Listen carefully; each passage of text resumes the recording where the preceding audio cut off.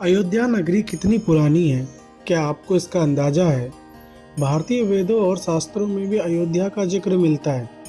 अर्थवेद में भी इस नगरी का साक्ष्य मिलता है। हमारी मान्यताओं में अयोध्या नगरी हमेशा से ही श्री राम की जन्मभूमि रही है।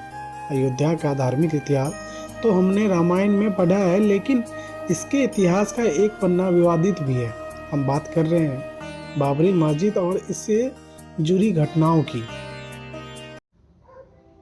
आइए थोड़ा इतिहास समझते हैं अयोध्या और बाबरी मस्जिद का।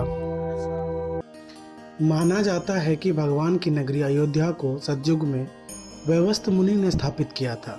वाल्मीकि रामायण के अनुसार इसी नगरी में भगवान राम का जन्म हुआ। कई सालों तक अयोध्या में राम राज चला। इसके बाद माना जाता है कि प्रभु श्री राम ने ही स्वयं जल समाधि ले ली, तो पूरी अयोध्या नगरी सरयुग में समाहित हो गई। राम के जल समाधि के कई वर्ष बाद महाराज कुश ने अयोध्या को फिर से बसाया। इसका वर्णन कालिदास के ग्रंथ रघुवंश में मिलने की बात कही जाती है। कहा जाता है कि एक बार विक्रमादित्य अयोध्या की नगरी पर पहुंचे। उन्हें यहाँ पे कुछ चमत्कार दिखा, जिसके बाद उन्होंने इस जगह का इतिहास जाना और खोज करवाई। तब उन्हें यहाँ श्री राम के होने के साक्ष्य मिले। इसके बाद उन्होंने यहाँ काले रंग की कसौटी पत्थरों के साथ 84 स्तंभ वाले मंदिर का निर्माण कराया, जहाँ विविध भगवान राम की पूजा होती थी। इसके बाद कई राजा रजवाड़े आए और चले गए। 14वीं शताब्दी में भारत में मुगलों का शासन शुरू हुआ। साल 1528 में मुगल शासक बाबर के सेनापति मीर बांकी ने राम जन्मभूमि पर बने प्राचीन मंदिर को ध्वस्त कर वहां मस्जिद बनवाया, जिसे बाबरी मस्जिद भी कहा जाता था। बाबरी मस्जिद के बनने के 300 साल बाद इसे लेकर विवाद की पहली झलक दिखाई दी। 1853 से 1855 के बीच में अयोध्या के मंदिरों को लेकर विवाद शुरू होने लगे। 1858 में निहंग सिखों के एक दल ने बाबरी मस्जिद के अंदर घुसकर हवन पूजन किया था। उस वक्त इस घटना के खिलाफ पहली बार एफआईआर की गई थी और लिखित में यह विवाद सामने आया था।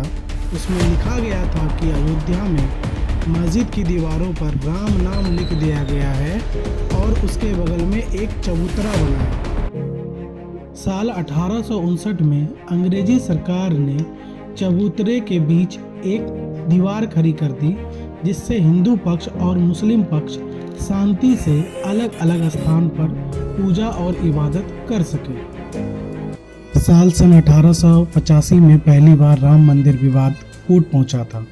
यहाँ महंत रघुवर दास ने राम चबूतरे पर मंदिर बनवाने की याचिका दायर की थी। उस वक्त पहली बार निर्मोही अखाड़ा सामने आया था और लोगों को उसके बारे में पता चला था। असली विवाद शुरू हुआ 23 दिसंबर 1949 को, जब भगवान राम की मूर्ति मस्जिद में पाई गई। हिंदुओं का कहना था कि भगवान राम प्रकट हुए हैं, जबकि मुसलमानों ने आरोप लगाया कि किसी ने रात में चुपचाप मूर्ति वहां रख दी।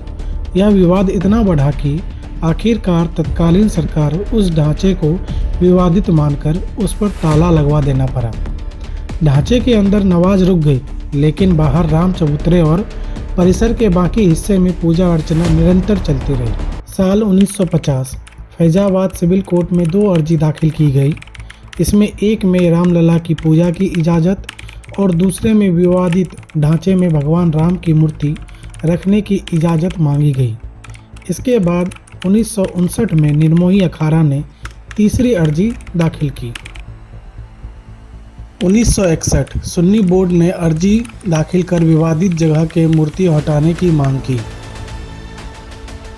1984 विवादित ढांचे की जगह मंदिर बनाने के लिए विश्व हिंदू परिषद ने एक कमेटी गठित की।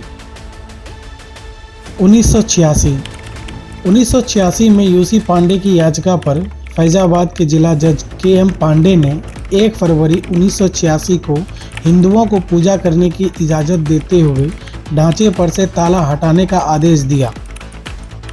6 दिसंबर 1992 को बाबरी मस्जिद गिरा दिया गया था। विवादित ढांचे को तोड़ दिया गया था और आज के ही दिन से अयोध्या का नया कांड भी शुरू हो चुका था। बाबरी मस्जिद के गिर जाने के बाद यह मामला 1992 से 2019 तक कोर्ट में चलता रहा। 9 नवंबर 2019 को सुप्रीम कोर्ट के 5 जजों की बेंच ने राम मंदिर के पक्ष में फैसला सुनाया। राम मंदिर के पक्ष में फैसला सुनाने के बाद 5 अगस्त 2020 को राम मंदिर का भूमि पूजन कार्यक्रम पूरा हुआ और मंदिर बनना शुरू हो गया।